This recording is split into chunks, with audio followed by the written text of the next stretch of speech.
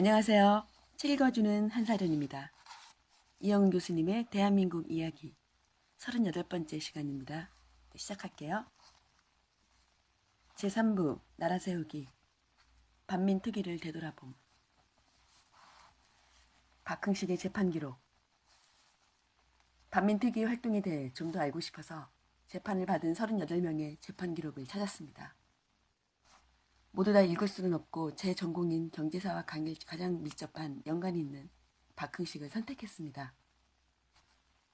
화신백화점을 경영한 당대 최고의 조선인 사업가였지요. 반민특위가 제일 먼저 체포한 사람도 그였으며 제일 먼저 재판을 시작한 두 사람 가운데 한 사람도 그였습니다. 그만큼 그는 친일파의 상징적인 인물이었습니다. 박흥식이 체포된 제목은 반민법 4조 7항에 비행기, 병기 또는 탄약 등 군수공업을 책임 경영한 자였습니다. 그는 1944년 10월 조선 비행기 주식회사를 설립하여 해방될 때까지 비행기 제작에 종사했는데 그 제목으로 체포된 것입니다. 재판의 결과는 무죄였습니다. 재판관이 우익이어서 그랬을까요? 취조기록과 재판기록을 직접 읽은 저로서도 판단이 쉽지 않군요. 국민 대중의 정서를 고려하고 또 비행기 공장을 경영한 것은 사실이니까 법에 따라 얼마간 징역형을 살게 하는 것이 좋았으리라는 생각이 듭니다. 그렇지만 그의 죄상이 흔히들 생각하는 것처럼 어마어마하여 도저히 용서받지 못할 그런 성질의 것은 아니었습니다. 재판 기록을 읽은 저로서는 그 점만큼은 확실하게 이야기할 수 있습니다. 비행기 공장은 조선에 주둔한 일본군 사령관과 참모장이 수차례 걸친 강요에 의한 것이었습니다. 그 점은 전쟁이 끝나자 일본군 참모장이 박흥식에게 비행기 회사의 자본금 2,500만 원을 전액 변제한 데서 확인됩니다. 박흥식은 시키니까 할 수 없이 했지. 원래부터 사업가가 제 정신으로 할 사업은 아니라고 진술했습니다. 만들 비행기도 일종의 글라이더로서 목재 비행기였다고 합니다. 그렇게 얼토당토하는 일에 그는 나름대로는 최선을 다한 것 같습니다. 우선 1천여 명의 공원들을 모집해서 일본 나고야와 만주 션양에 있는 비행기 공장에 연수를 보내고 상하이에서 비행기 부품을 깎을 선반 수백 대를 구입하여 창고에 보관해두고 공장의 털을 닦고 인부들의 숙소를 짓다가 부품 못 하나 만들지 못하고 해방을 맞은 것이죠. 그 모든 과정을 지켜본 일본 군이기에 전쟁이 끝나자 박흥식에게 일본으로 망명할 것을 권유합니다. 박흥식이 거절하면서 변상을 요구하니까 위와 같이 준 것이죠. 박흥식을 치조한 특별검찰은 노이란이란 국회의원이었는데 나중에 국회 뿌라치 사건에 연루된 좌익의 인물이었습니다. 치조 기록에 나타난 정치적 성향을 달리하는 두 사람이 논쟁하는 논쟁은 오늘날에도 그 의미가 간단하지 않군요. 이 책이 4장과 5장에서 소개한 식민지 수탈론과 근대화론의 대립이 벌써 그때부터 시작되었음을 알 수 있습니다. 예컨대 노이라는 당신이 성공한 것은 일제히 부당한 비호를 받았기 때문이라고 추궁합니다만 박흥식은 그에 대해 어디까지나 나 자신의 노력으로 일본인들이 신용을 얻었을 뿐이라고 변명합니다. 박흥식은 처음 인쇄업과 종이무역을 해서 돈을 법니다. 그러다가 은행에 보증을 선 친구가 파산한 일이 생겼습니다.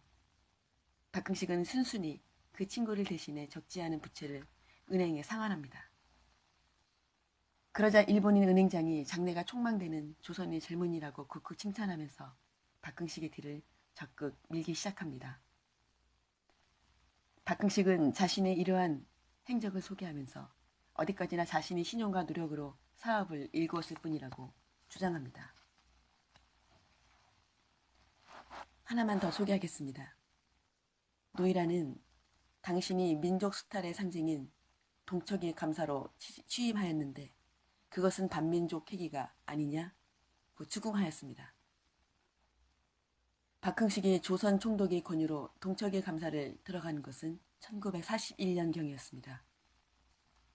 박흥식은 당시 동척은 민족의 수탈과 무관한 금융기관이었다고 반박합니다.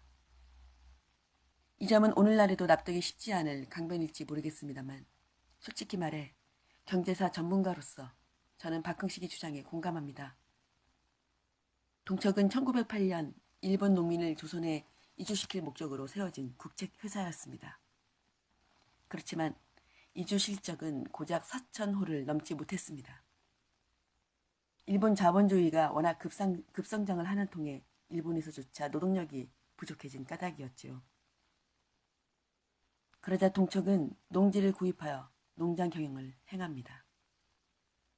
1925년 당시 전국 80여 곳에 농장을 설치하였는데 경지 면적은 도합 7만여 정보였습니다. 이후 점차 농장 경영을 축소하면서 주로 토지담보의 금융업으로 활동의 중심을 바꿉니다. 거래 상대의 7, 8할은 일본인들이었습니다. 결국 박흥식은 농장 경영과 일본인을 상대로 한 금융업이 왜 민족 경제의 수탈이냐고 반박한 셈이지요. 노이란이 다시 박흥식을 추궁하기 위해서는 동척의 농지를 구입할 때 값을 치르지 않고 마구잡이로 빼앗았는가, 다른 제주보다 소장농의 대우에서 악독하였는가, 조선에서 금융업을 한 것 자체가 수탈이라든가 등을 증명할 필요가 있습니다만 제가 보기에 그런 증명은 불가능한 성질입니다. 제 사장에서 식민지 수탈론을 비판하면서 한 이야기입니다만 일제는 토지를 마구잡이로 빼앗는 야만적인 짓을 하지 않았습니다. 누차 강조합니다만 식민지 지배의 일환으로 대량의 자본이 건너와 손에 물을 묻히고 좁쌀을 줍듯이 저가의 토지를 대량 매수한 것 자체가 이미 식민지적 수탈이지요. 그러나 그것을 두고 법정에서 불법이니 수탈이니 이름을 붙여 처벌하기는 곤란한 법이지요. 요컨대 박흥식을 법정에서 처벌할 실정법상의 근거는 취약하였습니다. 그의 주요 제목인 비행기 회사는 그의 의지가 아니었고 강요에 의한 것이었습니다. 사실이든 아니든 간에 피고의 해명과 변호인의 주장은 그러했습니다. 그것을 뒤집을 증거는 법정에 제출되지 않았습니다. 이러한 한편의 희극과도 같은 재판은 피하기 위해서는 어떻게 해야 하겠습니까? 정치적으로 또 군사적으로 접근하는 수밖에 없죠. 인류의 역사는 그러한 초법적인 상황을 몇 가지 실례로 전하고 있습니다. 제2차 세계대전 말기에 연합군이 프랑스를 회복하자 뒤를 따른 드골의 군대와 레지스탕스들의 나치 협력자 수만 명을 인민재판에 붙여 처형한 것이 그 좋은 예로 자주 거론하고 있습니다. 우리도 강복군이 연합군의 뒤를 따라 들어와 권력을 장악한다면 그러한 초법적 상황이 벌어지겠죠.